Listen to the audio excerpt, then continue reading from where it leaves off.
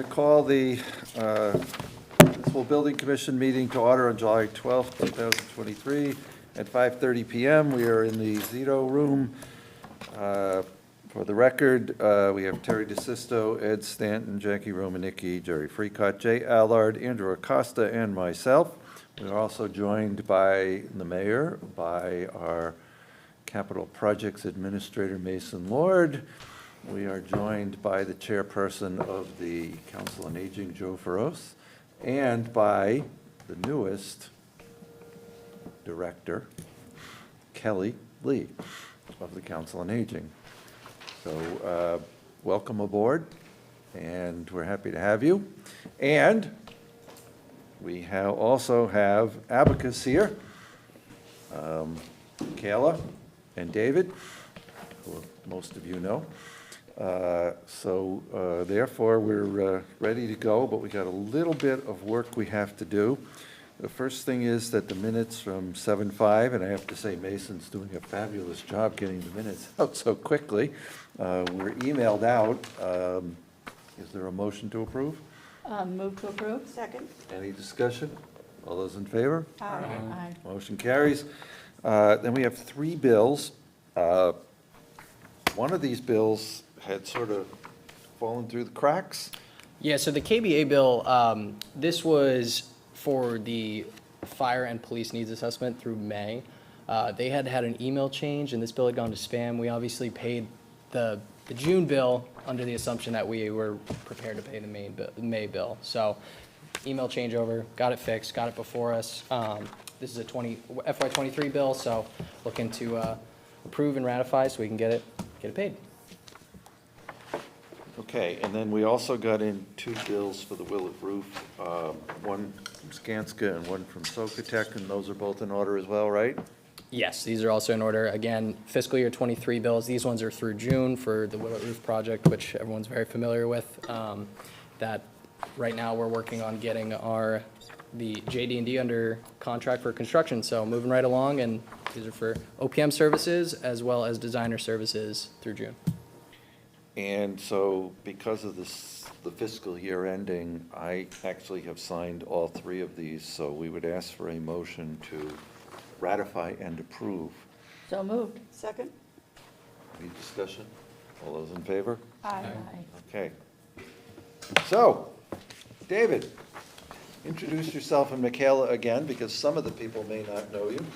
Yeah, I'll just stand up for a moment. I can't advance the slides while I'm standing up just so I can talk to everybody. I'm David Pollock, principal in charge of this project from Abacus Architects and Planners.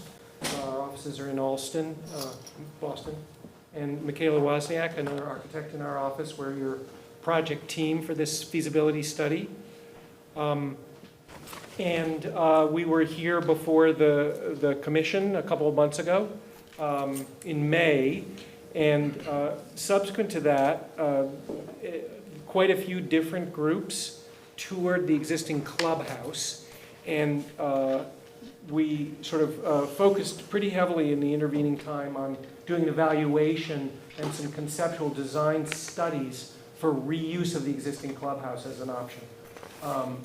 Stepping back, I think as the commission certainly knows, there was a whole site selection study that looked at about 10 to a dozen different sites across the city and resolved that the clubhouse location on the golf course was a nice spot with a level parking lot with an existing facility that might be reused, and if it's not, it's in a good location for reuse.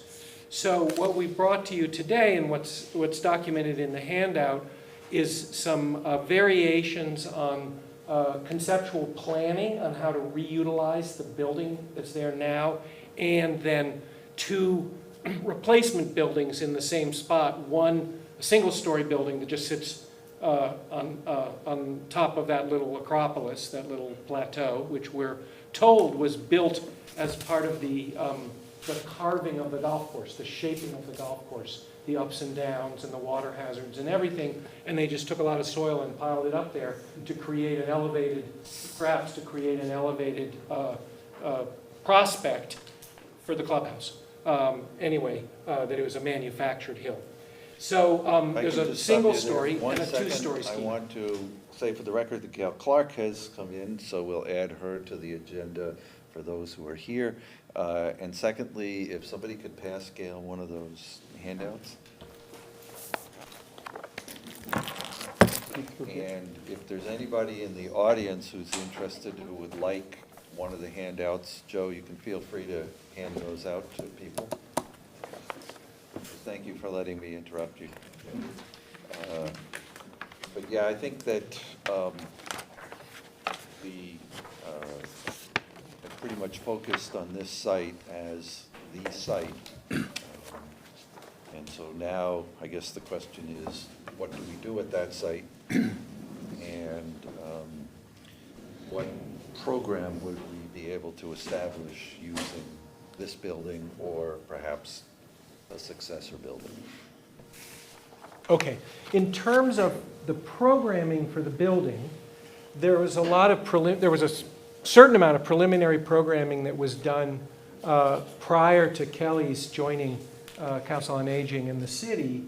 And then since Kelly, started a minute ago, we've had several conversations. We met and walked through the building a week ago, and we haven't really circled back to shake out the program.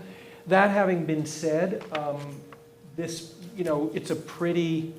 we feel pretty comfortable with the program as represented right now. The initial programming we did with Council on Aging staff was asking for significantly more office space than is drawn in these options. It seemed like a real outlier compared with the dozen or so, 15 other communities where we've done studies for councils on aging. And so, we also ended up with a significantly larger program in those initial studies than is probably affordable. And so, we've got a starting program that I think is a good place to start, and then our hope is that we can get some direction from the commission tonight, and to focus on a more limited number of options, and then we can work with Kelly on a little bit of refinement of the program and the plans, and then move to cost estimating to get add outline specifications from our mechanical, electrical, plumbing, fire protection engineer, and some outlined architectural specifications, and get preliminary cost estimates for whatever schemes you guys are most interested in. And then when we meet with you next, it'll put you in a better place to really make informed decisions about reuse versus in various ways versus new construction in various ways. So would it be reasonable then to think that maybe the next time we'd get together would be September, given the fact that a lot of people are away between now and Labor Day, and you also will need some time to work with Kelly and to take whatever feedback we give you tonight. So probably September before. That's a good schedule for us. Our cost estimators typically are asking us for, no matter what we ask them to do these days, they're asking us for 4 weeks. They usually deliver a little sooner, but they still are asking us for 4 weeks. So yeah, even that piece is a significant time commitment. So September it is. Maybe not the Labor Day week, but the week after, or whenever you guys want to meet. Yeah, what we'll probably do is not do it on our regular meeting night, but a special night like this, and perhaps a night that we can have this room, because it's easier, in my mind, to make presentations, especially because we have the boards, and the audience can see what we're seeing. So one of the problems at the city council meeting chambers. So given that, what do you have for us? So I'm going to show plans of the existing building, which we built a three-dimensional computer model of from the existing plans that you gave us. Talk a little bit about the nature of the existing building just as it is today. Then there's 4 different plans that I'm going to show you of how to reuse it, but it's really they're pretty similar. So that shouldn't be too confusing. There are not a lot of there's not a lot of, different things you can do with the building as it is today. And then we'll look at the new options after that, and got some pictures of the existing building. So, here's the site. In this orientation, north is straight up, Berwick Road and Mechanic Street on the right. And then in all the rest of the drawings, it's rotated around so that the parking lot length is left to right, and north is kind of to the left on all these other images. So here's the existing site plan. It's pretty much like that today. The striping on the parking lot obviously is faded, but you can still see a little bit of it. We feel pretty confident about these grading contours. We sort of interpolated these from a bunch of different documents you gave us. We certainly don't have an electronic survey, but we feel like we have enough. One of the guidance that we've gotten from you is that if it's all the same and those buildings down around that maintenance court can just stay as is, that would serve the city well. So that's been our assumption. Also, just as a reminder, there's this other auxiliary area and parking lot down by the entrance. So for big events and stuff, there is overflow parking beyond what's shown here. So here's the existing building. The upper floor is on the left, the main, if you will, the main floor. That's up above ground, and it has potential for windows on all sides, which is good because it's a pretty deep building. It's wide and flat, and so it's hard to get light into it, windows anyway, views, which is a limitation when you're in the middle of a park because you want to be able to see out. So that's a limitation of the building, but where that comes to bear particularly is on the lower level, because essentially the only part of the lower level that has any windows is the lounge. There's like 5 windows and 3 doors along this wall, and then there's a couple of little teeny high windows in here, but you already got the hill coming up. So despite the fact that it's a great big building downstairs, it's all in the dark. And so in terms of reuse, the utility of the existing space is compromised by that fact on the lower level. It's just a limitation. So there's not a lot of light downstairs. Upstairs, it's pretty, it's a fatter building than we would choose to design under a new building.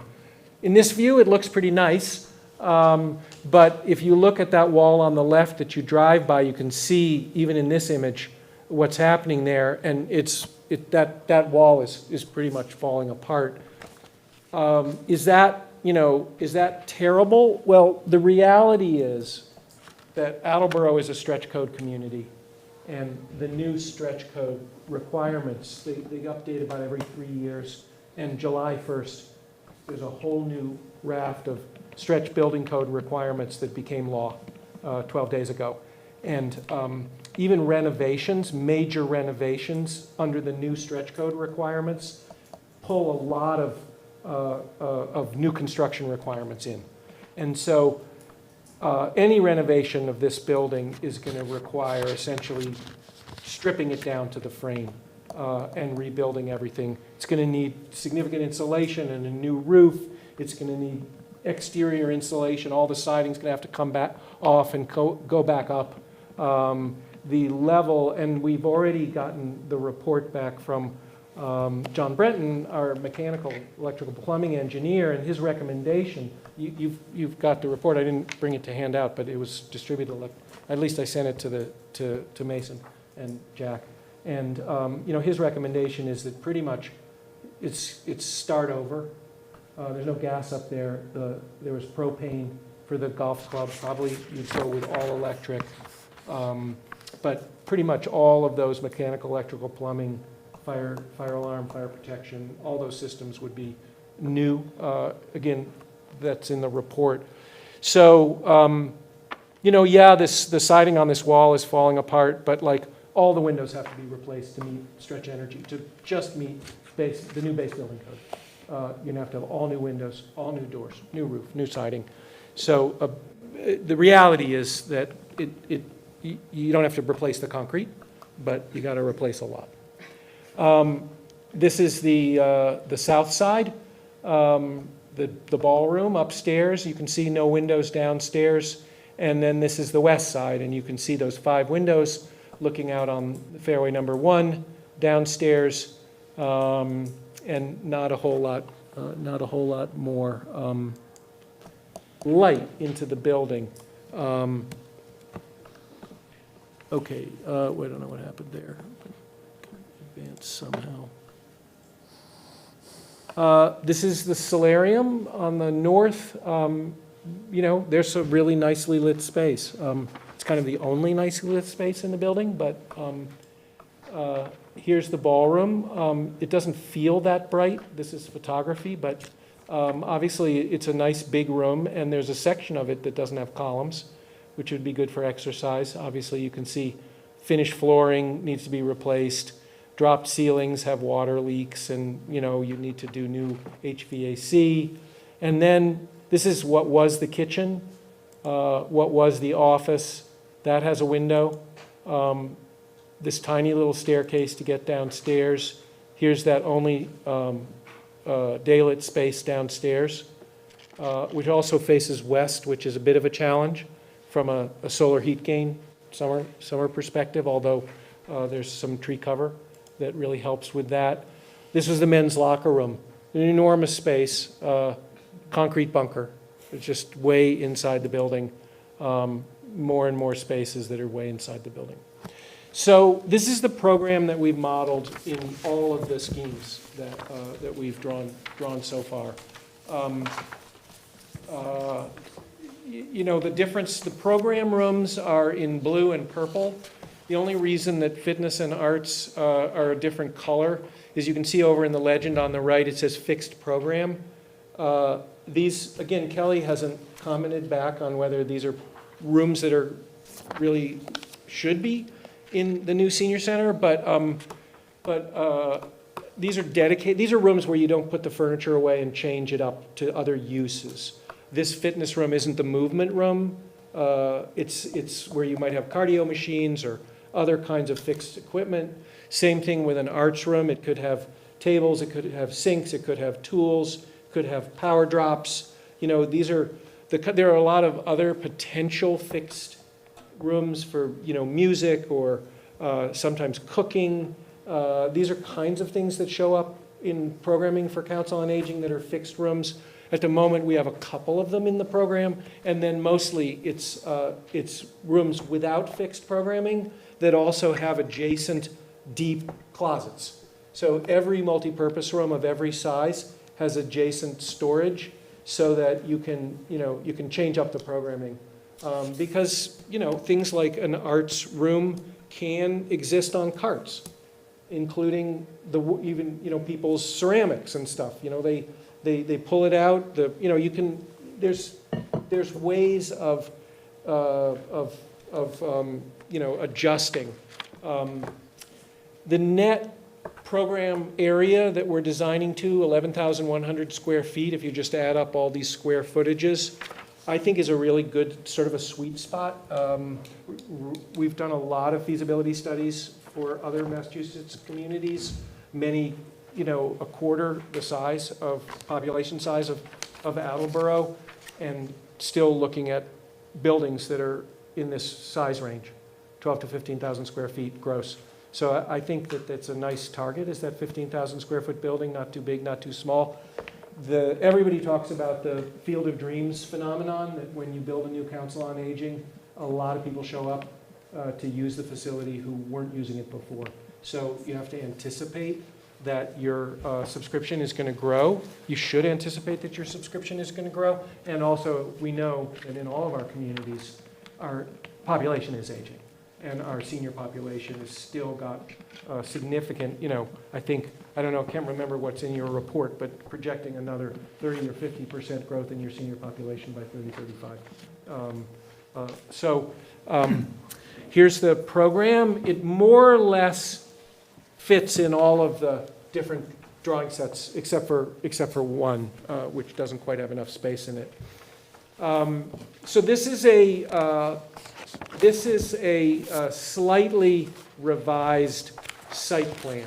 Really, the only thing that's changed here is we've torn off those little gazebo handicap ramp things that were built in the 90s to provide handicap access to the existing entrance, and proposed a covered entrance with an organized drive. So what you have is coming up the driveway pretty much right the way it works, but then you can come around, come under a roof, and have a right-hand drop-off for any kind of van or passenger car, adjacent handicap parking, and then the existing parking lot. So a little bit of, and a handicap ramp, because the existing floor is 2 feet up from the parking lot, which is, one of the challenges of the existing building.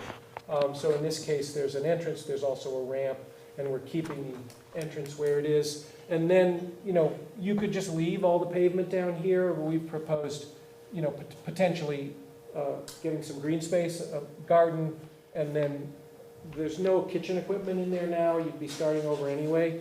So putting the kitchen down here where it could have a dedicated service drive for whatever kinds of trucks and dumpsters and anything else that would happen. So that's the, David, approximately how many parking spaces would there be up there?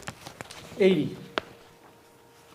That shows 80, and they all have, Michaela, how much, 80 to 90? 70 to 80. 70 to 80 to 90. Yeah.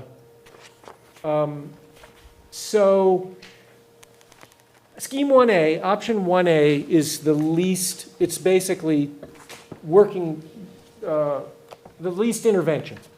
Not by any means no intervention, but it's the least amount of intervention. You enter into a lobby that has daylighting, that's solarium, and there's 2 sets of bathrooms. So here where it says open to below, that's where the original clubhouse bathrooms were, built in the 50s. And when the building was expanded with 3 additions, 1, 2, 3 additions in the 90s, they added a duplicate, a second set of bathrooms for the ballroom right here. So there's like on either side, there's bathrooms here, bathrooms here. What this is proposing is keeping the more recently built bathrooms and then ripping out the bathrooms that are here and that little teeny staircase that we showed you in the photograph, and creating a double height space to create more of a connection to the lower level for the program. So it's cutting away a small piece of floor. And then there's a bit of a head scratcher, which is that the great room has got a lot of columns in it, the way this is configured. So we just have to cross that bridge. And do you restructure the roof with some long span in that area so that you can have the movement? Because that's the room where these movement classes that have 60 people coming to them right now are going to be happening, and you don't want people getting concussions dancing in the columns. So that's a bit, but again, this is basically just square footages. You come in, there's reception, all of the office support. This medium multi-purpose, it's got a sound divider, a wall, an acoustic wall, so you can either have a 1,600 square foot room or 2 800 square foot rooms. One of the conversations that we haven't had a chance to have with Kelly is about daily lunch and daily dining. Because you really, Kelly's not going to want to have that in the great room, because the great room is used for movement, and you've already said you don't want to be taking tables up and putting them back down all the time. So, in this scheme, for instance, this multi-purpose room, either 800 square feet or 1,600 square feet, might be where tables and chairs were set up on a full-time basis. And they can be taken down and put into these storage closets on carts, lightweight furniture, just like in schools, right? All this stuff can be moved. But it wouldn't really need to, and it doesn't mean that it's a dedicated dining room, because bridge, cribbage, knitting, there are a lot of classes and activities that happen in the senior center that require tables and chairs. And they could happen in that same space. And so, even though there's a fair number of program rooms, the great room, the medium multi-purpose rooms, the small multi-purpose rooms, if you figure, they get called on quickly in terms of the programming opportunities, which is why I'm comfortable with the size of the program. So this lays out pretty well. Kitchen with service, subdividable multipurpose, great room, really easy wayfinding. You come into the lobby, you can see your way downstairs, you can see your way to the great room, you're received by reception. You get downstairs, we're calling this a lounge. It's basically that space. Can I stop you there with a couple of questions on the first floor then? Let me just, there's so little downstairs, let me just get this out and we can do all the questions. I think would be just as well. We put bathrooms down here under the existing bathrooms. And then you got a couple of program rooms with daylight in the downstairs bar, a subdividable small multipurpose, maybe the arts, and then you've got a fitness room that doesn't have any windows. And then you've got 3,000 square feet of like all those dungeons in the back that you can do whatever you want with. But, you know, not all that useful space. All right. Would mechanical stuff go in that lower area? Yep, mechanical storage, you'd Okay. just have it all down here and some of it on the roof. So the kitchen area up on the first floor, is that existing building? Yes, everything's existing building. So one of the things I wondered about when looking at these plans, and just to jump ahead a little bit, is it seems like we're not looking at additions to this building in any of the schemes that I've seen, because I just wondered whether you wouldn't move that kitchen up, especially if you were serving food, move that kitchen up, put a small addition on to the top of it. So if you were to move that orange square just up and put a small addition on there, it would still give you the access to the kitchen to the outside. It would put the kitchen right next to the room where you might be serving food. It was just a thought that I had. With regard to the offices, which are yellow, how many offices are there? We don't really know, and it's also how much open office space versus how many rooms that need privacy. I mean, you've got the director, you have a conference room, you've got some counseling rooms, for sure, medical counseling. Okay, so you haven't gotten to that level of planning yet, is that what you're saying? We've been through it once, but we have to go through it again and again. Right, because I do know that there are certainly people who come in to talk about tax returns, about health insurance, all sorts of things there, where there is privacy needed. Right, we're targeting 1,500 to 1,800 square feet with the idea that there's maybe 1,500 square feet for the office suites. And it could be suites because you could have a wellness suite, you could have Shine, the sport program could remain and, you know, have to accommodate, that's about 600 square feet. And then we're also anticipating a conference room, board room, community meeting room as part of that as well. Okay, and then on the lower level, there would be a walkout to a patio? Absolutely, just like it is now. And I just wondered, did you consider whether we would perhaps put an addition down there in that green area to expand what was on the lower floor to make up for the sort of wasted underneath orange area? Well, you're chasing the daylight, so every foot that you add building out here, you're creating more dark space behind it. So you're really chasing your tail going in this direction. What you really want is to squeeze the building this way and elongate it this way so you have more daylight. I mean, you want to maximize how much daylight you get. So if you put something in front of your only windows, you're making these rooms, you're reducing the quality of what you have there now. So, you know, conceivably you could put an addition here and rake away the hill and get more daylight by extending out that way. Did you But mean the under the building's kitchen, Jack? pretty big. What? Did you mean under the kitchen, Jack? Well, now that I hear him talking about under where the kitchen is, that may be a better place. In this I was just unexcavated thinking space? that, you know, to expand some way or other. And so I understand what you're saying, that green area down below, the light green area, if you expanded out that way, then you'd make the blue and the purple interior, so I understand that.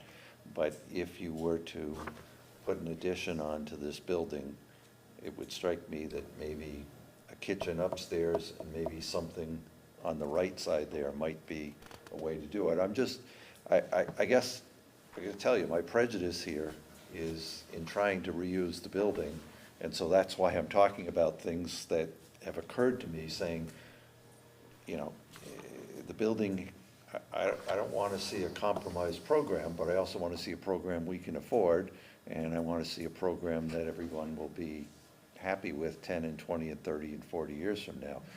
But it just struck me that in what you presented and what I had a chance to look at over the last few days, that it was either build entirely new or reuse exactly what's there. And I just wondered whether there was a third option, additions and renovations as opposed to just renovations or new. There could be. My concern is that when we stacked up all the schemes and the cost estimates, that would be the most expensive option, is renovation plus addition. And if you could have a brand-new building for less than renovating plus adding on, would anyone really want that? But, you know, we could look at it. I mean, there's a lot of square footage.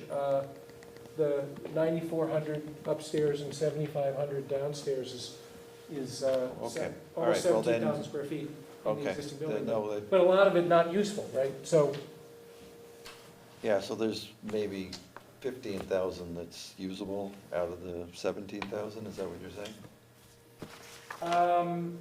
well, we've got a matrix, but it's, in terms of program area, you know, we've pretty much done it, right? If you look this, if you add up these rooms, 800, 800, 1725, et cetera, here, the bathrooms, the great room, the kitchen, bathrooms, lounge, small, each of those spaces is what correlates to that 11,100 that we're targeting.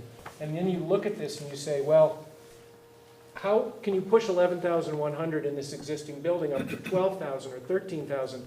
And the only answer is, well, if you want more dungeons. You know, more, you can certainly got more space that you could develop here. What are you going to put in there? So there's plenty of room for some of the, like one of the great things that Council on Aging's offer is a kind of a locker with a lot of secondhand medical support devices. We all need them as we age, and then our families give them away or whatever. And Councils on Aging fill up a basement with wheelchairs and walkers and all this kind of stuff, and almost immediately have to say, no more, no more. Like we're overflowing with this stuff. Just, you know, you can put that, that's a great use for some of this basement space, but there aren't a whole lot of other great uses. Okay. Now, I've just been thinking out loud, so go ahead. Yeah, so I want to disclose my bias as well towards reuse, and there's a lot of space here. So this dungeon space to which you're referring, every building has storage space. Storage space doesn't need windows, right? That's not unusual. What I find interesting, though, is that the square footage dedicated to the mechanicals and storage varies from 2,700 square feet, and then you squeeze it in one version to 750 square feet. So if it can get as tight as 750, why are we giving it 2,750? That's just what's in the basement now. Huh? That's what's there now.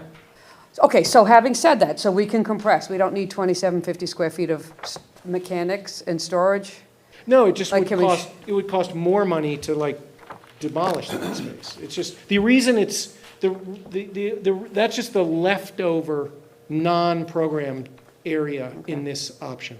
Yeah. All right, I guess what I'm saying is, I think there's a lot of space in this building. I think you presented some ideas, but there's infinite number, or many different variations on the themes that you've presented here. So we can move blocks at a different point. Because I like 1A top, 1A first floor, combined with 1B second floor. But, so I think at some point, we're gonna have to just do a lot of moving around and shuffling. But I do think, you know, you keep saying dungeon space, I just take a little issue with that, because ideally, I would call it storage space. Not Okay, I'll necessarily- call it storage. I mean, I think That is. that's fine. It's kind of, I mean, you walked around down there. Yes, I did. I'm excited about the building, because I understand from our building commissioner, it's got good solid bones. It's beautiful. I've attended events there. I think it's sunny. I just have a different view of it, having actually been there when it was full of life. Yeah, no, I get that. It's a little sad now that it's, you know, that it's not in use. My caution is that we don't do cost estimating. I mean, I've been at this for a long time, and I've always relied on market professionals who are doing cost estimating in the public bid Eastern Massachusetts market for that intelligence, because I don't want to be wrong. You know, I mean, if they're wrong, sure, they are wrong a lot of the time. They're high, they're low, whatever, they do their best. But based on my previous experience, renovating older buildings is not less costly than tearing them down and replacing them. And so I just want to put that out there, that's not, if we will go through that exercise and get that information in front of you. But my prejudice, my bias is that you will be better served if that it'll probably cost the same, and that if you can design a purpose-built facility, it will serve the community better. That's what I would anticipate based on past experience, but we're not jumping to any conclusions. In fact, what my hope for this meeting tonight is to be given guidance and instruction from you on how you want to pursue this, which options you want us to continue to design and draw. We'll continue to develop them. We'll work with Kelly, and we'll either then go right to cost estimating, or if you want to see that other set of options, we'll have another meeting before we finalize that. That's completely up to you. Yeah, I mean, obviously, the numbers are going to be important. And we want to have support for whatever we choose, but why don't you go on to the other options? Right. A couple other things to understand about this building. The ceiling heights are low. There's that handicap accessibility issue with the upper floor being 2 feet above the parking. So that means you have to have ramps, and then the bigger the room you make, the more standard ceilings at 8 feet or even 9 feet don't really feel very nice because they're too low for a very, very broad room. For instance, I just lasered this. I just checked this ceiling, which is 14 feet, which is obviously very grand, very generous. But if there was a 9-foot ceiling or a 10-foot ceiling in this room, it wouldn't be nearly as nice to spend time in. Question in the back? Will we need an elevator with this? Any building will need an elevator, absolutely. Where would you put the elevator? In each option, you can see it, it's a little gray X. Oh, that's that little gray thing, okay. Yeah, so it's in the lobby, and then downstairs, it's sort of easy to find, right? Okay. And the stair, the elevator. So the only difference between 1A and 1B, the main difference between 1A and 1B, and it's the same for 2A and 2B, same thing, is we basically cut away this floor, cut it away, and make the floor of the great room downstairs, so that instead of a pancake space, with a relatively low ceiling for this 3,000 square foot room, you drop the floor, and then you have a grand space like this. That's the only difference to the next one, and then we move rooms around because you have to, and the kitchen goes downstairs also. So then the driveway is on the lower level. So that's, but the only thing we really tried to do, was in the site plan, instead of having the kitchen service drive here, the kitchen service drive is here. So the kitchen will be down here next to the great room on the lower level. That's the site plan. And then you come into the lobby, there's the same staircase area, elevator, admin. It's pretty much similar up here, except you're not down in the great room. You walk across a bridge, closets, get to all these, or a balcony, if you will. There could be there could be a wall here for acoustic.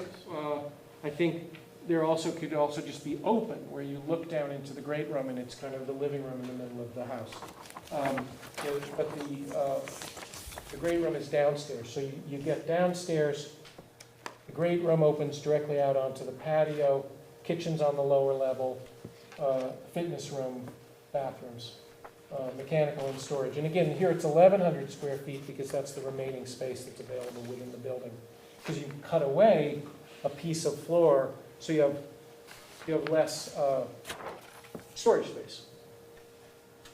Would there be a way with the 1A design to get more height on the first floor so you don't have to go down an elevator to get to the great room if you did something different with the roof or ceiling structure?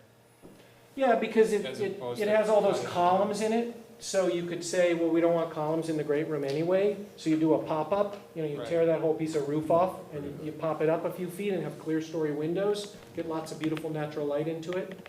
Absolutely. I don't see the great room on the lower level as a flaw.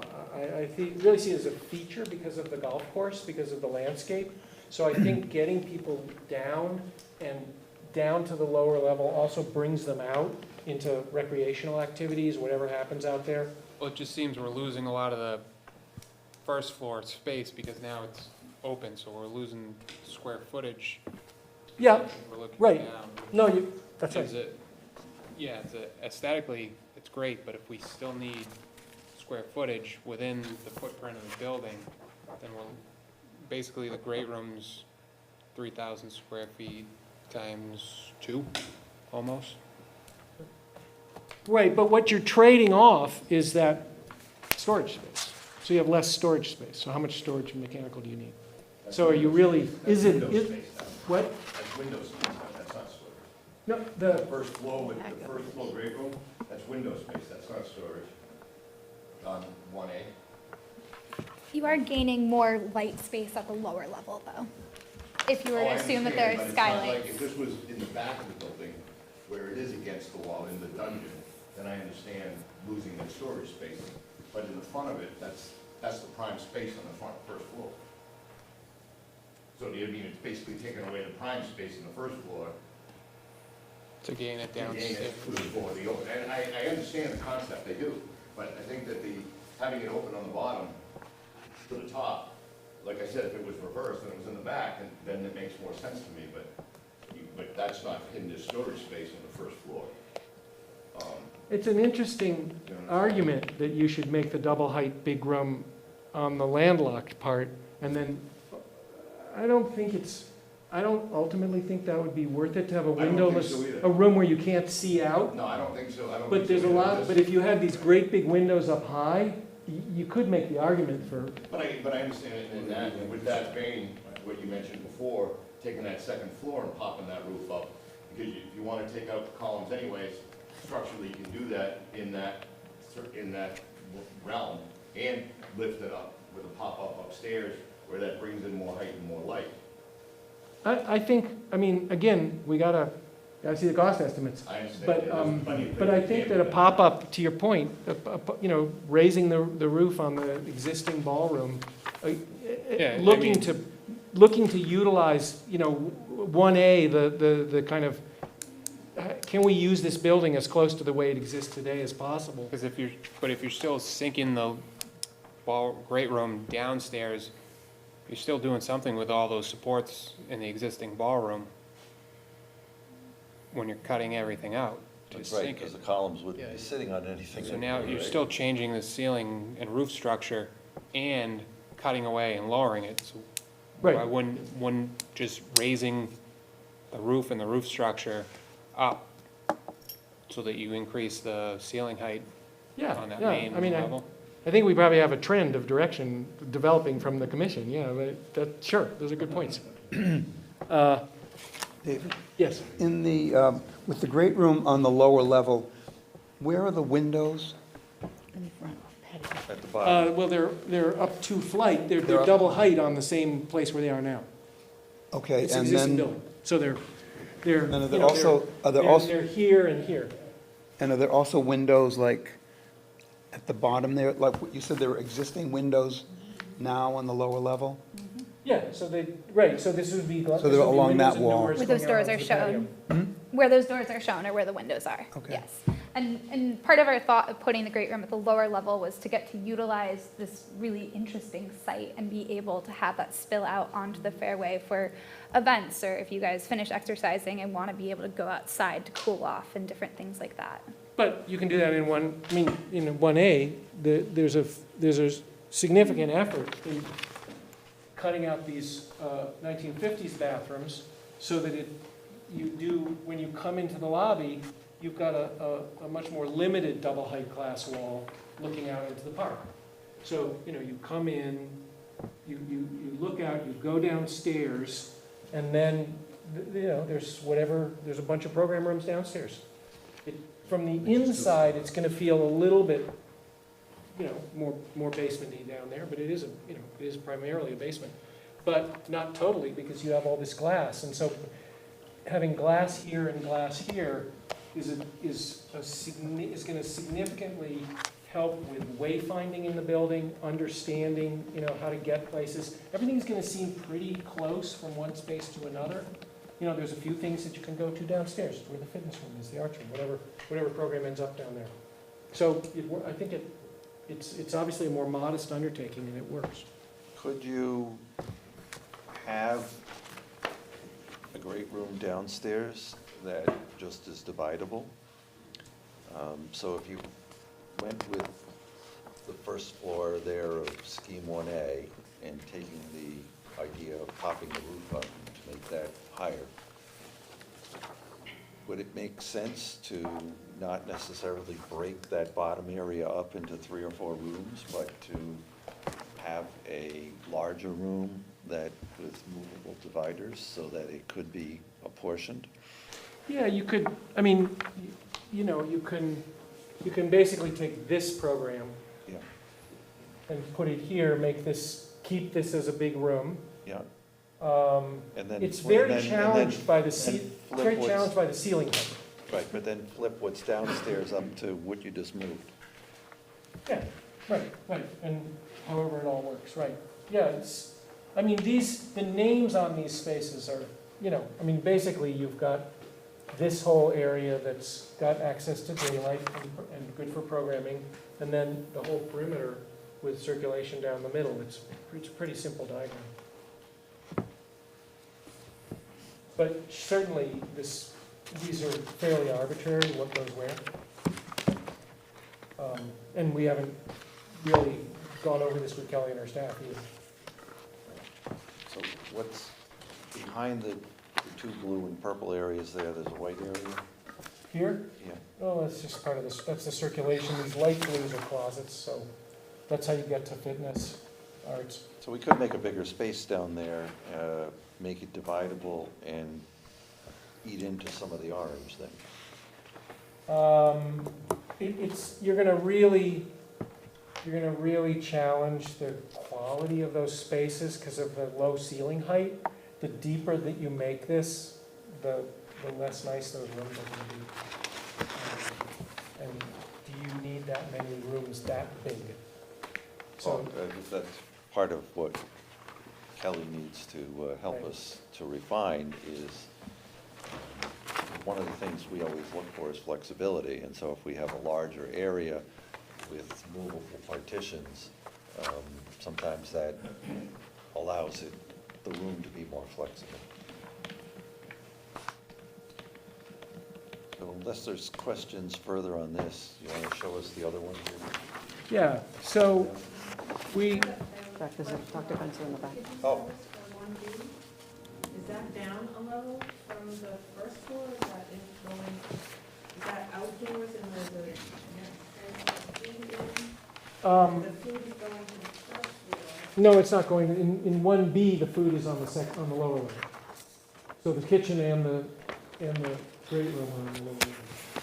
So you have a separate entrance to For the kitchen? Yeah, so currently, if you come to the end of the parking lot, there's a big driveway down to all these maintenance buildings. And so you just loop right in here, you could park trucks, have a dumpster, and come right into the kitchen on the lower level. So sometimes we show the service on the lower level like this, and other times we show service on the upper level like that. Either one works. Okay, but for the 1B, the place where you said you're gonna have the changeable rooms is still on the first floor. True. And so Yeah, well, now you've got the food coming in the basement, you've got to have an elevator or something to bring that up somehow. Yeah, or, Room downstairs. right, no, it's a good point. Okay, now you're serving dining in the great room, but we said we didn't want to do that. Is your point. Correct. Right. Yeah. But you do want to do it if you have a big event. And we have lunches with 175 people currently, Right. so you can't do that in those small rooms. No, the kitchen should be on the same level as the great room, even if it's not the everyday dining. So a scheme that allows the kitchen to serve more than just the great room is probably a very desirable scheme. So that kind of brings us back to this point of raising the upper level ceiling. You have those two medium programming rooms that can be utilized Yeah. daily, right? But then also if there was an event in the great room, that could also be where it's served, right? Because the kitchen would be on the same floor. So far, I haven't heard a single voice in support of cutting away the floor and doing the double height, doing 1B. So that's fine, right? I'm not trying to lean in any direction. You guys are the ones who can lean. That's your job. Let's ask that question, commission members. Do you have any thoughts on that? Because I don't see the utility of losing that floor, especially with the idea of going up in the roof structure, because we know we've got to pay attention to that roof structure anyway, right, Bill? Yeah, and I think that if you're gonna cut the floor out, you know, cost-wise, cutting the floor out to make that 2 stories there, or, you know, fixing up the roof to lift it up, I don't see what's gonna be more expensive. I don't see, you know, raising the roof being much more expensive than cutting that floor out and redoing that whole system. So I think that, you know, to not lose the square footage is helpful. Yep. Possibly raise that roof on the second floor, I think would make a large difference. All right. And we But know there's, personally, I don't think that cutting that floor, aesthetically, if you had plenty of room for it all, I think it would be a great look, I do. But I just don't, I think that, or if you're cutting that floor out there, put a 3,000 square foot addition to the right of it where you talked about. Yeah. Coming down the side where that great room opens up to the patio, the side of that opens up to the patio, and now you've got more room, but again, here we are talking about more building, you know? right, so we don't want to expand the building from 15 to 20. I mean, I do, but I'm just saying that. You know, we have to be mindful always of the political realities of what bond issue the city would be able to afford and what I am the mayor and fully aware, council and would I agree. want to be able to do something that we can do, Right, you know? and the art of the possible is a big thing here. Yeah. Ed? Seems to me that we got a comparison between aesthetics and usefulness, and they're not really exclusively one or the other. And it seems to me, too, that with natural light and the availability of it in the winter especially, is very limited. And artificial light is more natural in many cases than natural light. So I think that if we look more towards utility than aesthetics, we might have a better balance. But I also, Ed, think that we know there are columns in the current great room that we would like to not have them if we can. And we also know that the roof has to be paid attention to. That's Another in question. Attleboro, traffic is always issue numbers 1, 2, and 3, and then roofs are 4, 5, and 6. Jack, so we know there's height, would like more height on the main level. How is it down in the basement level? Is that pretty restricted? Are we down at the 8, 9 foot height where? Floor to floor is 10'8", floor to floor. And so you get contemporary ventilation code compliance and everything, and you're gonna be soft, you know, you're fighting to keep a decent what do feel to you- the ceiling heights. Are you losing 2 feet for mechanicals? Right, So you're down at 8 foot, which is almost like a residential right. house? So it's, yeah, so more, like not having giant, you know, really big dimensions of the rooms downstairs, it's probably more comfortable. But, you know, these are fine points of, you know, I think access to the outside, to the natural light, not even the natural light, it has also a lot to do with the view of the golf course and nature. You know, being in a room, I don't like spending time in windowless rooms like this. Present company accepted. And so, And so one of the other factors that we, I think in the past, thought was important was the ability to have the walkout to get out to the patio, to also to get out further towards the first fairway, the open grassy areas, because in nice weather, there might be a class that was outside, right? Now, this is New England. And from Thanksgiving to St. Patrick's Day, there's limited utility outside, but there's still, Which is all the more reason that you want to be looking at it all the time you spend in the senior center and appreciating the nature, even if you're not out in the cold and the snow. but we'd still have the nice windows on the upper level, Yeah. and we'd still have the windows at the lower level for whatever rooms were down. And the walkout is integral to every plan except for the single story, which doesn't have a lower level, but. Right, so we've been at this for almost an hour, and I think we ought to spend some time Right, so looking I at the think other plans. we probably don't need to spend a lot of time on 2A and 2B, certainly not 2B. But, so 2A and 2B tear down this addition here where the wall was falling apart. And that allows a more centralized entrance and also a drive that wouldn't need handicap ramps.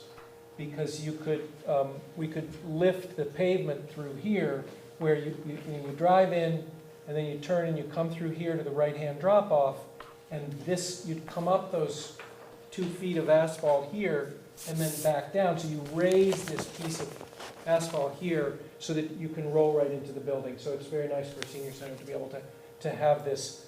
So, and you can't do that without, narrowing the building. It also gives the building a depth, which means that natural light penetrates to all this, into the depth of the rooms, rather than having this big gradient where at the interior end of these larger rooms, it's dark. There isn't much natural light. Here's what it looks like without cutting the floor away. You come into a lobby. There's program area here looking out to the north.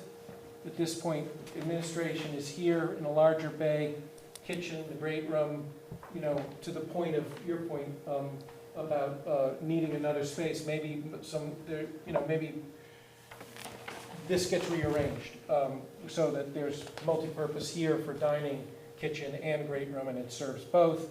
And administration moves over here. All of that can get shifted. Bathrooms are maintained.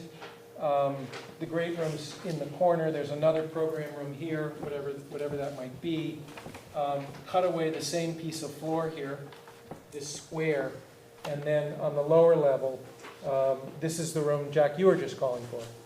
It's the subdividable large room downstairs, however you want to use all that space. And there's far less orange down below now. Right, because this piece has been taken off, right? Been removed. So, is that a good idea? It isn't really all that different. I mean, I think that this is a nicer situation where you bring the wheels up to the building level for accessibility and not have steps to get into the building. I think that And where's the kitchen on this one? here in the corner. Okay. And again, maybe we need to, if there's an interest in this smaller building, making the building smaller before renovating it, by taking off this addition, which was wholly added in the 90s. So it probably can come off cleanly, relatively cleanly.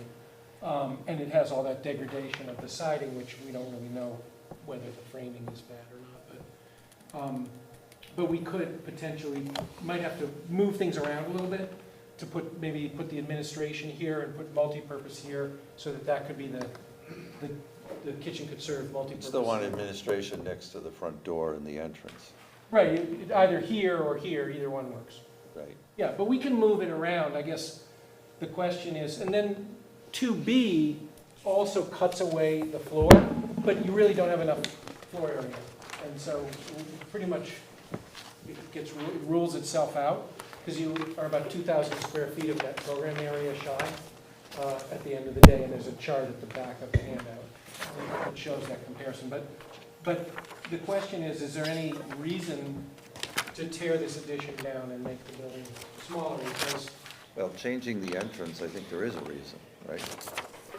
yeah, there's several. I mean, it also brings more light into the interior. It makes the building a better shape, so. And that addition that's in horrible shape is the worst part of the building. Would we still be able then to look at the roof and make the great room have a higher roof on this scheme? Absolutely, and in fact, you don't necessarily need to move any columns, because there aren't any columns where it says great room, there's no columns there. So this area is actually free. I mean, you know, do you want to get rid of these columns? Okay, you could, but you could just raise this piece of roof right here that doesn't have any columns. And you might have to reinforce these columns or something, but you could just pop this up to make it a nicer room, or you could not pop it up and just leave it the way it is. By making another program room here, it's a little bit smaller, 2,500 square feet. Is that going to be a problem for your movement classes? We'll have to have that conversation, right? I mean, you know, there's 60 people that want to take this class, and there might be 100 that, you know, there's 40 waiting in the wings. You do 2 classes of 50, back to back. So I think, and then this is the one where, again, the driveway's around the lower level, and you come into the lobby, there's a program room, here's the administration, another program room. You come in, elevator, you can look down into the great room. Here's the great room below, which is just a big open room, but there's not enough program in this scheme. So, I guess, Jack, what do we want to do about 2A versus 1A? Well, frankly, I changed my mind since I walked into the room. And, you know, I like 1A, but I like 2A as well. I don't know what the rest of the group feels. I agree. With 2A, it seems like you're adding walking distance from where handicap parking is to the new entrance. What's the main reason for moving that entrance to the side? I thought it was to not have to ramp to get into the building. Could that grade be brought up so that you're not having to do a handicap ramp on the parking lot side? Is it a... Maybe. I mean, you can do a lot with subtle grades, but the parking lot already has a fair amount of grade falling off towards the north. You know, it's already Right. fairly angled from the building down to the driving range. I mean, if we were able to keep the 1A planning with the main entrance on that side and try to do something with grading, so then the distance, the parking lot and the main entrance. What you're saying is combine 1A and 2A into get the best of both of those? Well, he's saying in 1A, try to goose the asphalt of the porte cochere up to reduce or eliminate the ramp. Still keep the great room sort of more towards the right. Are you saying anything other than you're just saying keep 1A, I but think I like 1A. Why get rid of footage if we don't need to? I mean, I know it's in bad shape, but it's existing. it conceivably lowers I mean, again, I'm not a cost estimator, conceivably demolishing that piece and not having to provide HVAC and siding and windows and, you know, less is less. If you have a smaller building, your cost is going to go down. So that's certainly maybe the most compelling reason. So let me ask the question another way. Could you keep 2A, but move the entrance back to where it is today? Because I think that's what I'm hearing Andrew talk about. I think that it's actually a convenience trade-off, because it's a further walk from all the parking to the door in 2 than it is in 1. And we heard it at the last meeting in May that that's a concern, like if people don't want to have to walk too far. But I do think it's a better entrance. But I think the entrance that we drew on one is pretty good. And also, Visually, that 1A is much better interior with that lobby, the way it is. yeah. Kind of coming through a corridor on the other side. And also, I'm thinking with 1A, you've got the multi-function rooms that you can also use with the kitchen and the great room, where in 2A, sometimes did I hear that multi-function rooms would be, the kitchen would be needed? Yeah, I think we with could, multi-room- I think we multi-function can, rooms? I think we could swap, I think we could wiggle all this around so that this became multifunction over here to solve that problem in this scheme.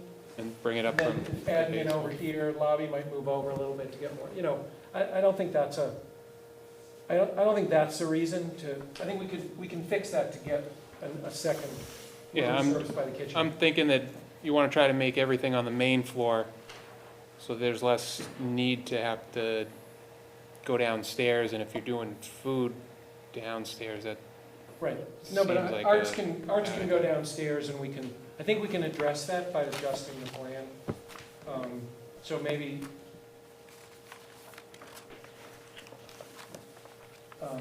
Jay, do you have any thoughts? Honestly, I'm having a hard time wrapping my head around discussing rehabbing the current building versus building a new one, not knowing the price difference. I mean, if we're sitting here saying, let's go rehab, and it's, I'm just using random numbers, $900 a square foot, but to build brand new is $1,000, I don't personally want to talk about rehabbing. But if rehabbing is $500 a square foot versus $1,000 new, well, I'm very interested. Personally, I like option 4 and option, I don't care. I do like the entrance better on the first option 1, I think it was 1A. But my concern is when you go to efficiency, it's only at 67%. So we're paying for almost 5,000 square feet that's useless, because that's the difference from the net to the gross. So I'm looking more at the ones that are in the 76% or the 77%. So that's my take right now. Like, I do like the entrance better on 1A, but personally, my two choices are 2A and 4. so the assumption, David? John yeah, has go a ahead, question. sorry. Yeah, that's, the question he raised is the question in my mind in the beginning of this discussion. Why has it been determined, why is it, it's almost as if the discussion of the alternative of having a new building is not being discussed. We just haven't got to it. We haven't gotten to those floor We got plans those yet. slides. We've spent a We- lot of time. We have those slides, we just haven't got to them. Yeah, but, I mean, the mayor and you have indicated that you have a bias in favor of renovation. And the architect is saying that we probably are looking at something that is going to cost the same for a new building. So I'm just wondering why that's the case. Why is it that we're talking about this renovation so extensively when perhaps we should be talking about what's best for the seniors? And that, from my perspective, can't possibly be renovating an old building. So, John, let me just say that we all have to be cognizant of the cost and the political reality of getting this bond issue through and being able to afford this. So I think, and I don't want to speak for the mayor, but my initial bias was what Jay was saying. If it's $500 a square foot to renovate, and it's $1,000 a square foot to build new, then, we're talking Of $5 course. million or so. And so we have spent an awful lot of time tonight looking at the reno plans, and we haven't looked at the new plans, and I think we need to do that before we go tonight. But if there's a significant delta, I'm just trying to predict what the mayor and council will want to do. And in the end, I'm only speaking for myself, not for the entire commission, but I want to see a project happen. And if the project is $20 million, I don't think it's happening. If it's 7.5 million, I think it is happening. Where do we get to the sweet spot between there? That's what we're trying to figure out. And Well, Mayor, I don't know if you want to add to that. I guess, Jack, I didn't hear right, that this gentleman said that it wasn't a difference, there wasn't a difference. But we haven't seen those numbers yet. Oh, okay, all right, okay, And- fine. and- But and- we're going to look at those numbers before we make a final decision as to Oh, whether or we're- not to renovate or whether or not to build. We're halfway home, John.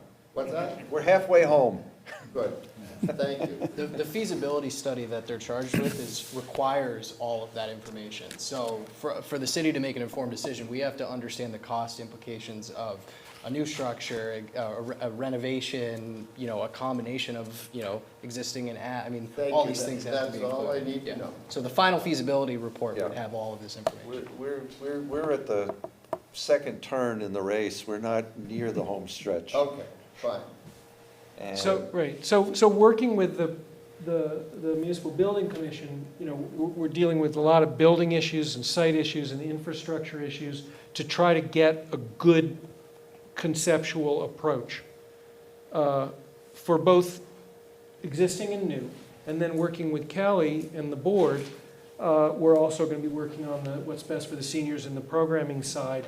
And what we hope to come up with is conceptual plans for at least one renovation approach and at least one new approach, but it could be more than one of each, that we then refine, describe, and deliver to our independent cost estimator.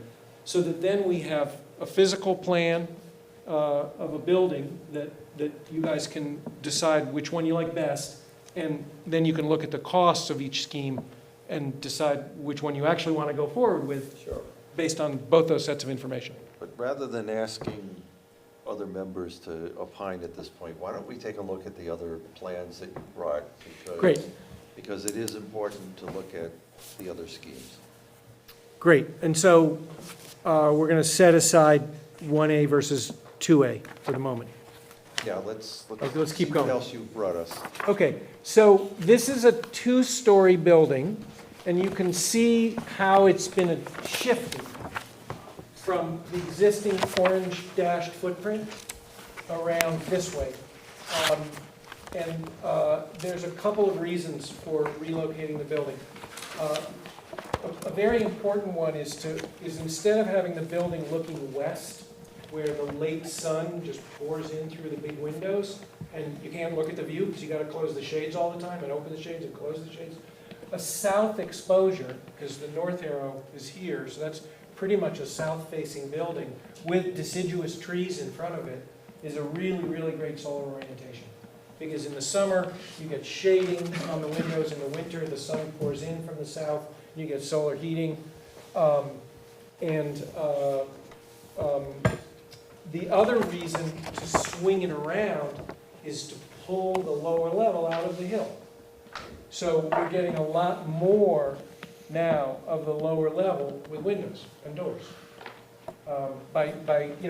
Half of the building is still pretty much single-story and basement, but half of it is a legit two-story building. So for drop-off, you have the full ability to utilize the upper level of the site and the porte-cochere drop-off and the handicap parking and everything. But then on the lower level, you're going to get a lot more windows. Upper level. That scheme has a much better entrance thing that we were just talking about, the division between 1 and 2.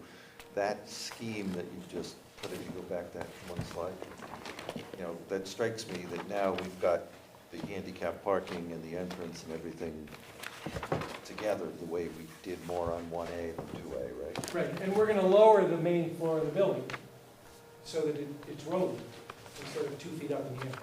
So we'll lower the whole building. So the walkout becomes even more Closer to the fairway, right? Well, still a couple feet above so that you don't have flooding issues or anything. But yeah, right. So similar drive-in, right-hand drop-off, handicap parking, main parking lot, this could be more parking. It could be, but it also can be developed for landscape. We haven't drawn anything there, which is drawn over there. Wayfinding is much easier to manage, the sense of where things are, where people are, where keeping an eye on all of your patrons. So essentially, entrance, bathrooms on one side, reception on the other, administrative wing, and then there's an entrance lobby, and then an open to below space here that comes down into a lounge and an outdoor patio, and multi-purpose rooms here, the boardroom conference room here, so some program here, administration, more program over here. So a significant amount of the program, most of the program rooms are on the upper level, but let's go downstairs, and you come down into this lounge, and there's kitchen, great room, and then what's labeled as fitness here. So again, this doesn't have that secondary dining room adjacent to the kitchen, and we're gonna have to look at that. I'm not sure, how to solve that problem. Could this has the two-story great room down below that there doesn't seem to be a lot of support for in the room. And so it may be that there's a two-story scheme that's more compact, that doesn't have that big volume, that we need to, develop, that we need to look into. But it's very efficient. All the wet stuff is here: kitchen, mechanical storage, bathrooms. And then this is a folding wall between the lounge and the great room. So for functions, you can expand service and just open that wall up and come from here into here out to the patio. There could obviously be more patio out here. We'll go back to the upper level. So that's what we've drawn for a two-story scheme. Again, with the balcony looking down through glass down into the main space below, and this immediate connection from entrance through. You walk in the doors, you're looking out into the park. You're looking straight out. There's a balcony railing, open space, to a double height lounge with a fireplace and patio outside and the view of the park. And let's go on to the scheme 5. So it takes up, more space, so you have a little less parking, but this is your one-story building. Sitting here, you can see it's a much longer, skinnier building for daylighting and for views. And then let's go to the building plan.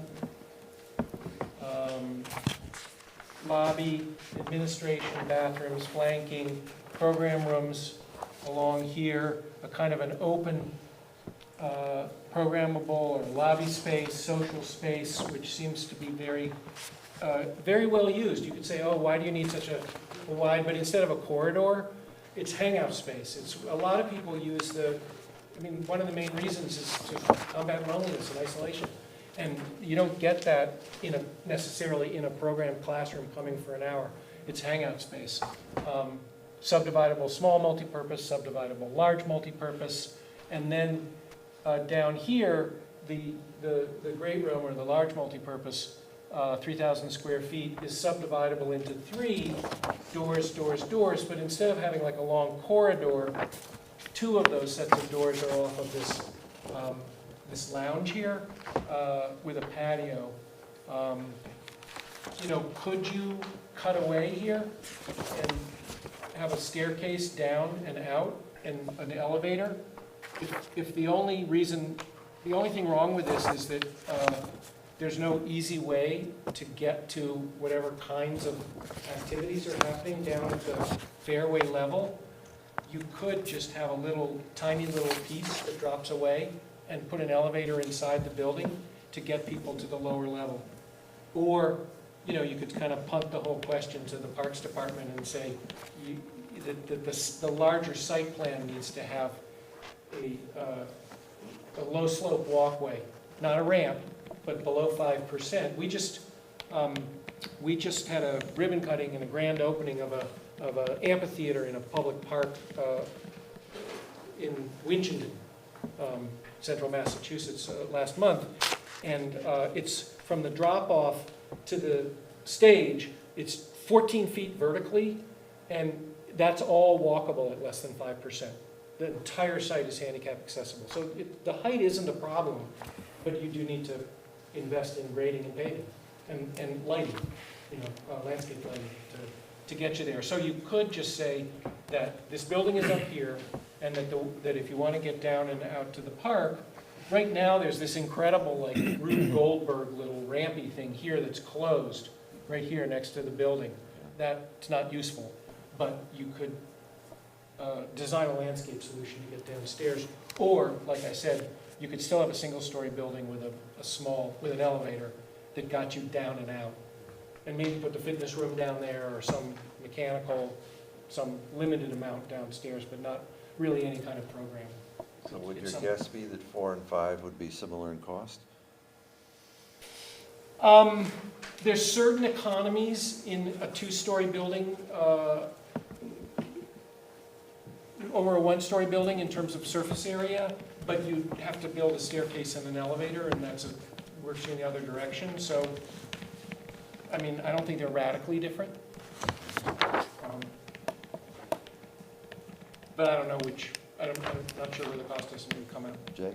Just a quick question, and I know you're not the cost estimator, but if we took, say, option 4, yeah, hold on, double check, yeah, 4.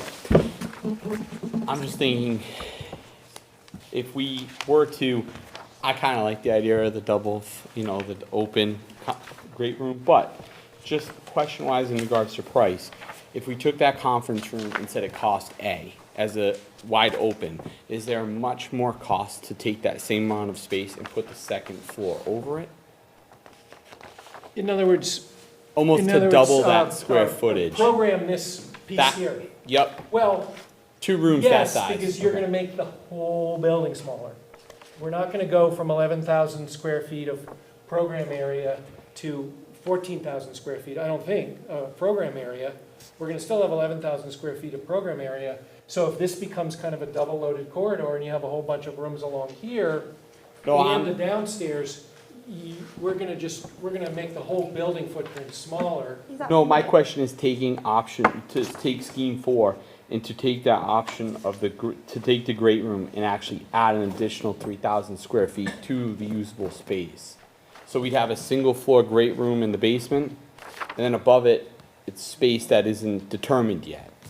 I'm just wondering, is there that, what's that cost? To build the room is, $1 million, but if we put a second floor on that same size square footage, is it $1 million? It's still a significant cost. You Okay. have all of the finishes in that space. You Okay. have separate, you have all those extra lights and grill, all the duct work and everything. Okay. I mean, you're saying, could we add another 2,000, 3,000 square feet of program area? That's a Yes. very beautiful room on each floor. Yes. And what I'm saying to you is, if you didn't want that to be a double height space, I would just shrink the footprint of the whole building so that it was a 2-story building without a 2-story space. Other than this, you'd just have this little one right here, right? This. Absolutely. But we'd make the building, we would cut a lot. I mean, if we were to fill this in and shrink the whole building, your cost is coming down. 6 figures, easy. I mean, $500,000 or whatever. I mean, it's not, a smaller building is a smaller building. It's not, every square foot doesn't cost the same as every other square feet. I mean, just like big open areas don't, kitchens and bathrooms and. I'm just going with, it's nice to have, in my opinion, it would be nice to have the open great room, but in the same respect, if we're balancing budget versus functionality, do we really need a double-story great room? If we could save the money. I mean, you have a spectacular site and a spectacular view. And to invest in a spectacular room, which could have the pop-up that we talked about earlier, right? I mean, you could do it also by just getting a couple more feet on the ceiling in the upstairs and have it be upstairs, and that's fine. But not that you want to turn this into a rental venue, on a, for 30 weekends a year, but it would be very possible. It was before, and it will be again. There'll be a demand for it if the city wants to go in that direction. David, do your cost estimators, are they gonna consider site work as well? Yeah. Okay. Do you have any, I know you've kind of given some of the assumptions of like the cost being similar to retrofit as well as build a new structure. Was that including sort of the thoughts around the extensive site work of, the different options, or? My instinct is that there's not a huge delta between these different ways of approaching the site. I mean, obviously, tearing the building down and getting rid of it, is a significant cost. We haven't done any cut and fill studies, certainly, about whether you're gonna need to import, as you push the building out of the hill, is there a basement cavity that you need to import gravel for? But I'm not sure. I mean, I don't have any thoughts about it. I'm just sort of like, it's beyond me. Leave it to the cost estimators to sort out. Fair enough. Jackie, any thoughts that you want to share? Not at this point, no. I how like I them feel all. too, Yeah. Terry? I'd just like to see the cost. There's pros and cons to each of these schemes. I'm not a fan of the two-story great room, but other than that, I think there's a lot of good options here. Mayor? Lots to think about, for sure. I think that you're ultimately going to end up tearing the building down. The cost to renovate it is going to be almost as much money as to build new, and you're going to end up making concessions by doing that. That being said, he brought up a good point, something I've had in the back of my mind since 2-3 years ago, whenever it was the city bought that property, making a possible rental venue to help pay for it. I mean, it was in the past, it was a very nice place in the past. I mean, you still got the same site, you just need a building that goes with the site. You have to be careful about the zoning, residential zoning there. You have to be able to maintain that that's an accessory use to the COA in order to be able to do that, so it's gonna be something to look into. Anybody know the chief zoning enforcement officer of the city? Oh, there he is. Ed, anything you want to share? Well, if we are talking about removing the building and replacing it, I think the first thing we ought to do is have some test borings and find out what that hill is made out of. And if we're talking about replacing it, let's change the whole elevation so that that's not a big problem anymore, that people can get where they want to go without going up these 10 and 20 feet elevation changes. Okay. Anything else, Jay, you want to share? Okay. Andrew? Just between 4 and 5 with the single story, I think I like that. I just don't like the way that the building is laid out on the land, because it looks like the parking, there's quite a long walk from where you'd park to get into the building. I like the way the 2 stories laid out on the property, but then is having the 2 stories with the ballroom on the lower room a concern for Council on Aging. For me, I like having the 2 stories, but I don't know if that's an issue for going forward. Anything you want to add, Mason? No, I mean, it sounds like, David, I mean, you're looking for some sort of guidance on where we can go forward to actually get cost estimates. What I'm hearing from everyone is it's hard to really think about what makes sense without the cost projections, right? I mean, that's kind of part of the point of this study. So, I mean, you're asking for the commission to sort of point you in a direction, correct? Is that? Yeah, I mean, we can develop more than one of the options. If any kind of guidance, like if everybody says, I can't imagine having a room with an 18-foot, an 18-foot ceiling. That makes no sense to me. And why would you put the great room downstairs? It's like a waste of space. And everybody's kind of saying, don't do that. That simplifies, then that's what I'm looking for, is direction to narrow the scope. We have a bunch of work to do. One of the clearest observations is that we want to have a tables and chairs room that's not the 3,000 square foot room that is also adjacent to the kitchen. So whatever we develop, I think we need to go back and make sure that there's a medium-sized program room for dining and bridge and that it's not just the great room in the kitchen on one level and any other room, because then you'd have to have tables that you were breaking down and putting back up. In the great room, we're not going to do that. So that was a takeaway. That was valuable learning for us from this meeting. What I'd like to do is be able to understand how to develop the scheme, narrow the number, and develop the scheme so that they're closer to meeting the needs and expectations, so that we can then refine them, review them with Kelly, either then go right to cost estimating or come back to the commission with revisions, which is going to try your guys' patience a little bit, but we could do that and bring you schemes again without the cost estimates. Or it's not that they can't be developed after we get cost estimates, right? We could also, we'll get it out to our cost estimator, and then we'll come back with those, the numbers for each of the schemes that are, we're going to refine them with Kelly no matter what. At our last meeting, I asked, is there any kind of like subgroup to work with in addition to Kelly? And I was really told, no, it's the whole commission. We act as a whole Right, commission. but we can work with the Council on Aging on some of this programmatic refinements about adjacencies and room sizes and stuff, without changing the overall size of the building and stuff. And then, Yeah, and I think you ought to. Any thoughts, Kelly? Yeah, a few considerations. Now that we've got a strong potential for moving the COA that has absolutely no outside space, this is a perfect opportunity. And to consider, going back to what Juliet had mentioned about having large events for us as well as other potential happenings.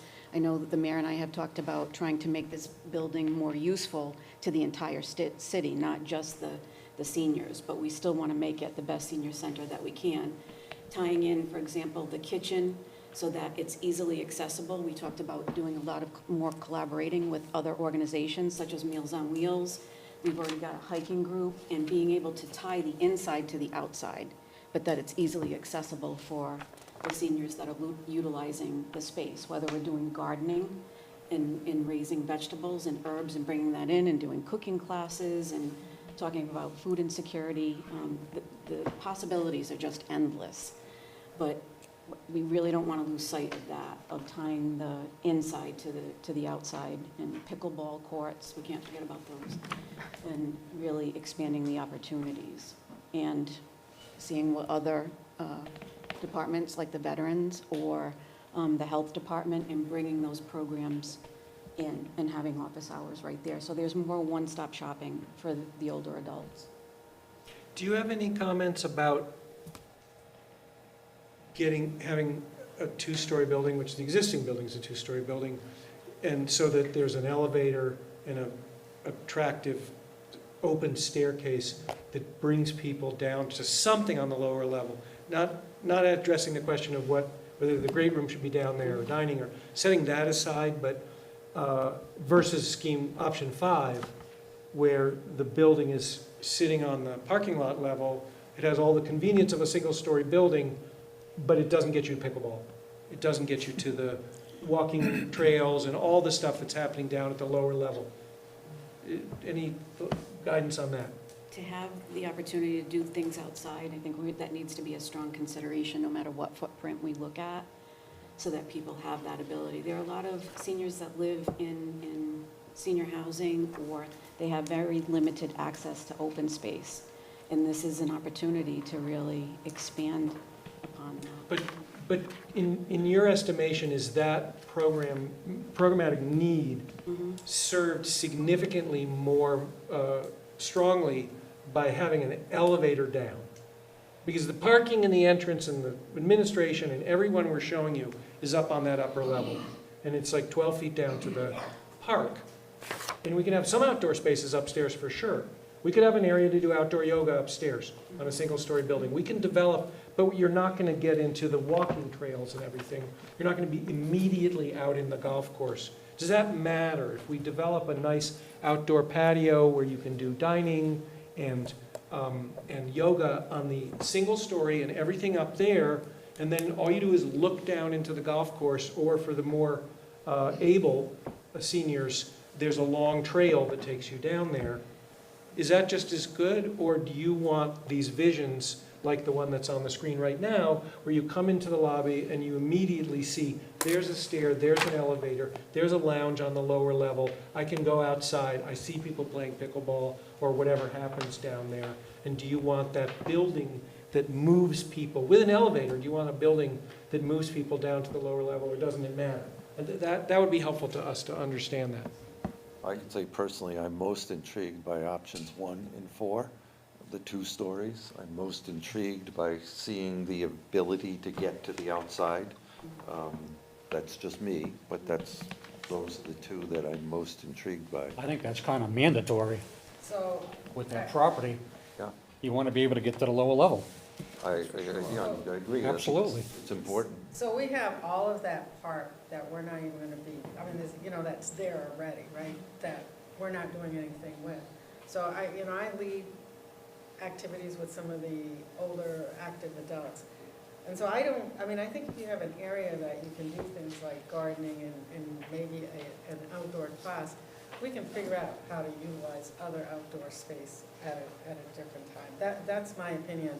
And I take also, because I've gone to, we go to the monastery a few times during the year, and I don't know if people have seen that facility, but that senior center is all one level.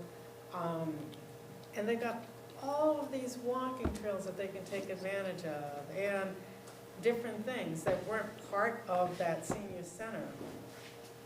But the seniors can take part in that if they need to, right? And so, and they have, all they have outside of that building, they do have a garden and a few little things, but there's a veranda area, nearby.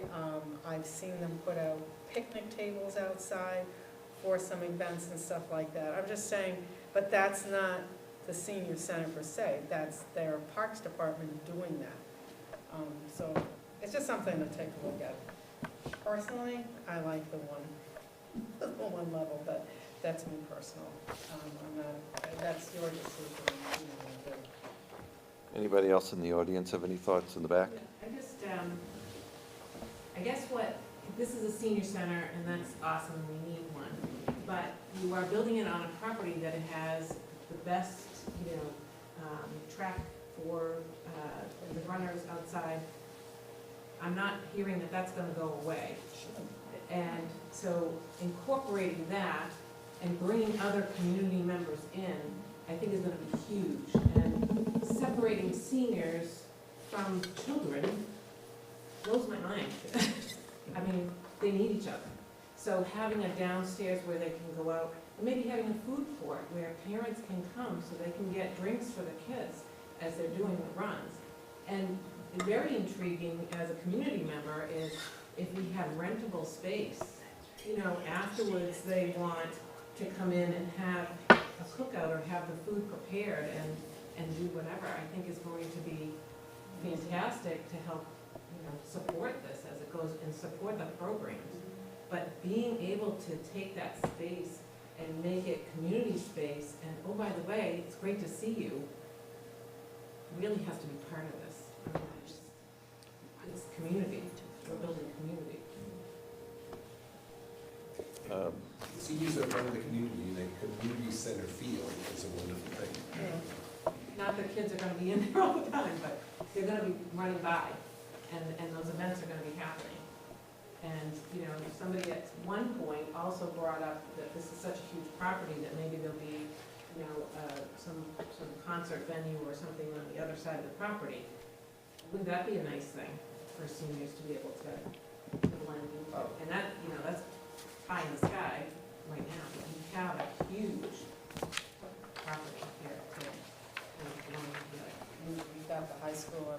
side, so Right. there's other piece too. Yeah, and they're going to use it.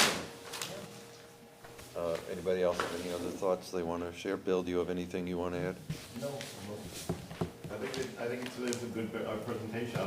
I'm interested, for one, certainly am interested in seeing the cost differential between building a new building like this in a different location like that, tearing down the original building, going through all the permitting needed to do it, including stormwater management.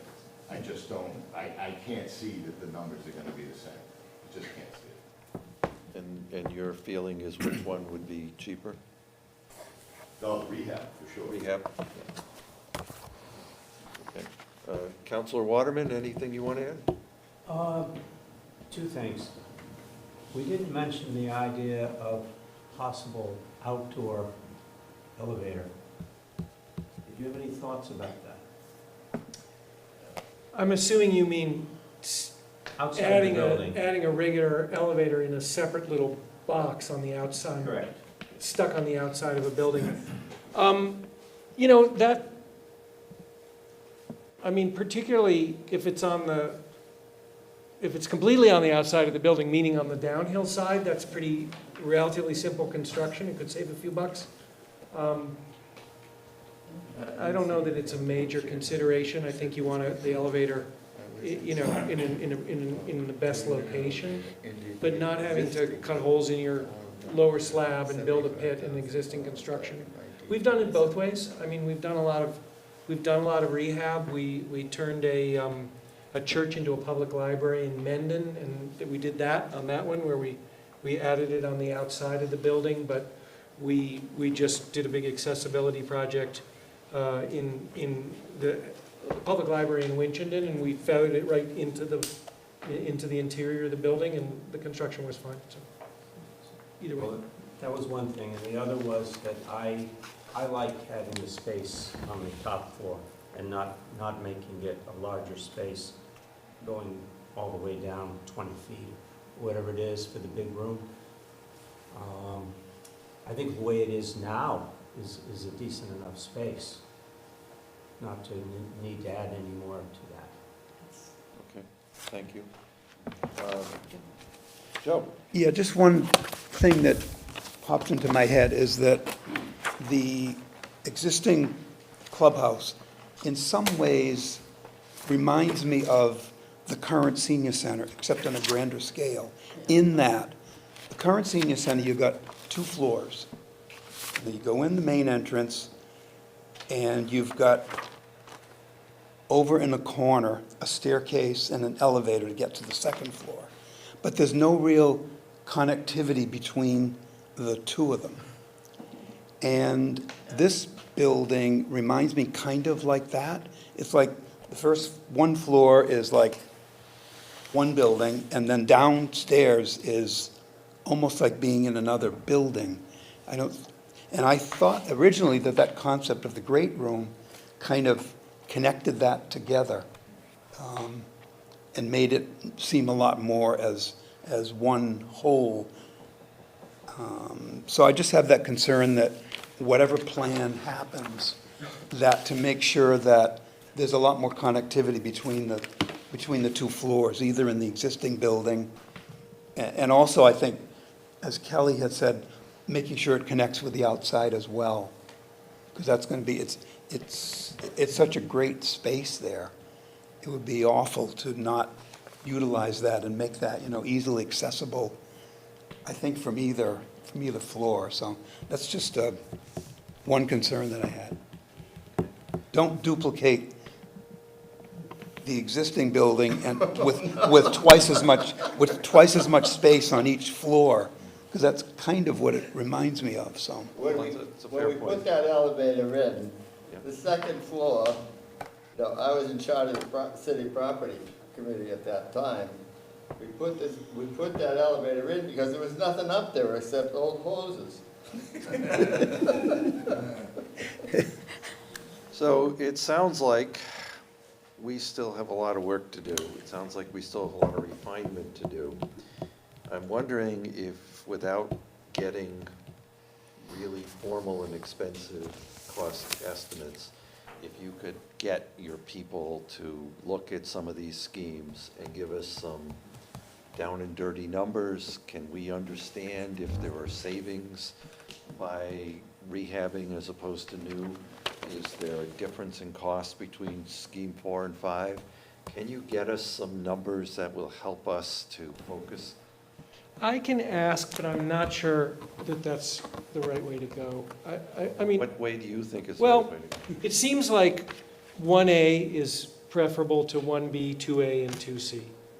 And I think if we go off and we refine 1A, I'd like to, I think we could potentially take 4 and not have the 2-story space and not have the great room on the lower level. Do a high ceiling great room on the upper floor, the way you suggested. We don't have to raise the roof, we'll just build the roof a little higher. In other words, this would be the great room here, and it might have its own roof, you know, maybe with solar panels on it or something, you know, like a little bit facing south. Anyway, maybe rework this. I mean, I think that in terms of your concern about you know, not knowing where you are in the building and not seeing people and everything, I think this arrangement of drop-off, lobby, double height lounge, patio, out to outdoor activities, even if there was, the great room was here and then on the lower level there were multi-purpose rooms underneath it to make the building less costly and more compact, could still, the building is still quite small. I think I was telling you last week about a project we did renovating a 1909 elementary school in Concord for senior housing, for the Housing Authority, but with a lot of community facilities downstairs. And we took one classroom. The downstairs was the basement. And we took one classroom and cut away the floor, the way, you know, these proposals are cutting away the floor, to make a double height living room in the middle of this 28 one-bedroom senior public housing units. And so it's a 3-story building, but everybody who lives on the first floor and the second floor is only a hop, skip, and a jump, just down a little walkway to this living room. And the laundry's off the living room, and the social worker's off the living room, and the exercise room's off the living room, and the mail, and everything, and they all come together, and it's like a boutique hotel or a big house. So I think this kind of an arrangement in the middle, and then you have some spaces here, some here, but they're all a short walk. You can see out to the outside in various ways. You never lose the sense of daylight. I think we can do a very efficient version of this, and then I think we can take 5 and work on moving this arrangement down here, so it's closer to the parking. So drop off an entrance or closer to parking, and then move the handicap parking maybe over here, the dedicated handicap parking on the parking lot.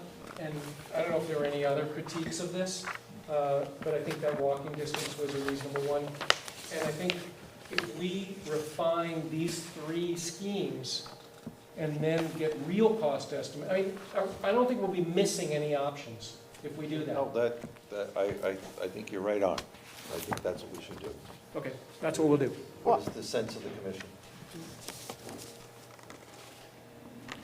With option 4, my concern was more because I don't know if the Council on Aging said having the ballroom on the first floor, coming in at the main level and going downstairs to the ballroom isn't an issue, or is it an I issue? honestly don't think it would be an issue if we were creative with the programming, so that it kind of encouraged, rather than forced, but encouraged people to use different parts of the building. Because right now, we've got such little space, there's hardly any kind of Leaving programs option there. 4 the way it is with the ballroom on the lower floor, it doesn't, it's not a potential issue for going up and down? They were talking about not having it on the lower floor. No, but that's what I'm asking. I don't- Can it be on the lower floor? I think it could, and then we would distribute the offices as well, so it's not all of the offices are clustered together, and that there are staff and different programming going. If that's the case, I like 4 the way it is with the open space and being able to look down into the ballroom and down from the lobby, the open space. But So the commission should talk about that, because this is the first time anybody's endorsed the full double-height space, which obviously we put forward. Yeah, so I want to give time to Kelly. So first of all, we waited for Kelly to get here, we waited to have a director. I think her opinion needs to be heard. I think you need time to think a little bit further, because I think your input matters. You work with the population for the most part. You understand it better perhaps than most of us in the room. So I want to give Kelly the opportunity to think a lot about where we are, because I really appreciate your point that part of this project, the location of it to me is the key to this whole thing. It's one of the best spaces in the city. We need to maximize it. And at the end of the day, John, what's driving me mostly is I'll do whatever makes the most sense and is in the best interest of the city and the seniors, whether that's reuse or new. It's hard to do without the numbers, though. I'm with you. It's really hard to do. So I want Kelly, I want to have Kelly to have time to really provide input. And then I'm sorry, but we need to see numbers. At some point, we need numbers. I'm okay, so I'd like to see at least one version of reuse done, and then if you want to present 4 and 5 again, that's fine too, but I still want to keep the option of reuse on the table for real comparative purposes. I think we have to. But just give Kelly time. So meet with Kelly and really hear her out on what she needs. I'm a lifelong resident of Attleboro. Some may recognize me as an advocate to renovate the clubhouse for the Council of Aging Senior Center. At the Municipal Building Commission meeting in April, the mayor mentioned, I'm looking to impact as little as possible. I'm not proposing to grow this project. I'm proposing if there's a way to do it to get maximum value. I recently attended a site visit in May to the Highland Clubhouse with a handful of people that included the mayor, Jack Jacoby, and Attleboro's Building Commissioner, Bill McDonough, who gave a very encouraging assessment of the Highland Clubhouse overall condition when he said, this building is structurally sound, it would be a shame to knock this down. During that tour of the clubhouse, the mayor said to me, we're looking out over the beautiful landscape. There's not to love about this. I was beyond elated that refurbishing might actually happen. Rehoboth in 2021 just repurposed their 103-year-old Francis Farm site for their senior center. It cost Rehoboth only $3.1 million, which included both the purchase of the property and all the renovations. As a result, Rehoboth now has a new senior center. It was a huge windfall for Rehoboth. North Attleboro currently has plans to convert a 53-year-old manufacturing building to their new senior center for a total cost of $5.2 million.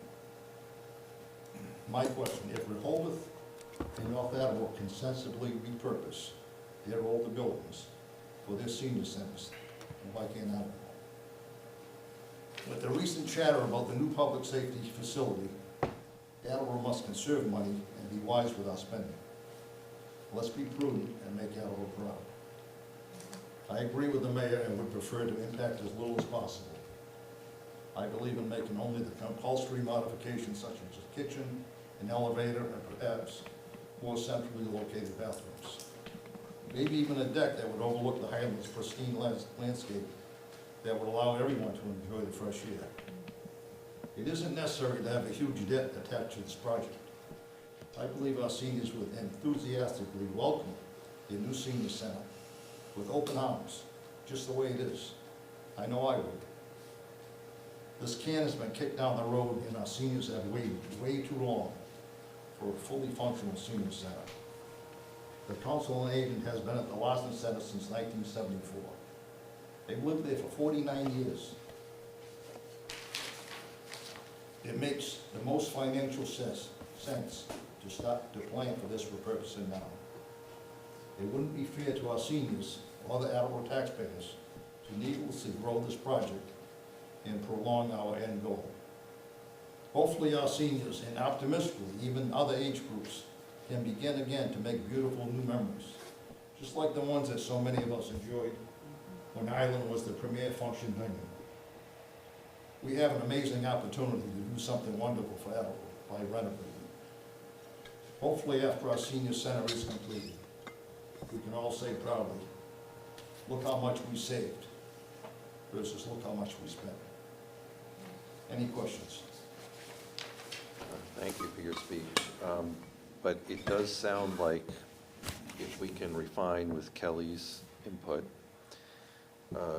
options 1, 4, and 5, get some numbers, and then you tell us when you've had enough time to spend with Kelly, when you've got things refined, when you have some numbers, and let's get together again and kick this around again.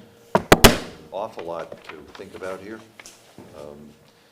It's not an easy decision at this point, especially without numbers. So, we spent 2 hours at this. I think they were 2 valuable hours. But we need to find the path forward. So, does anybody have anything else?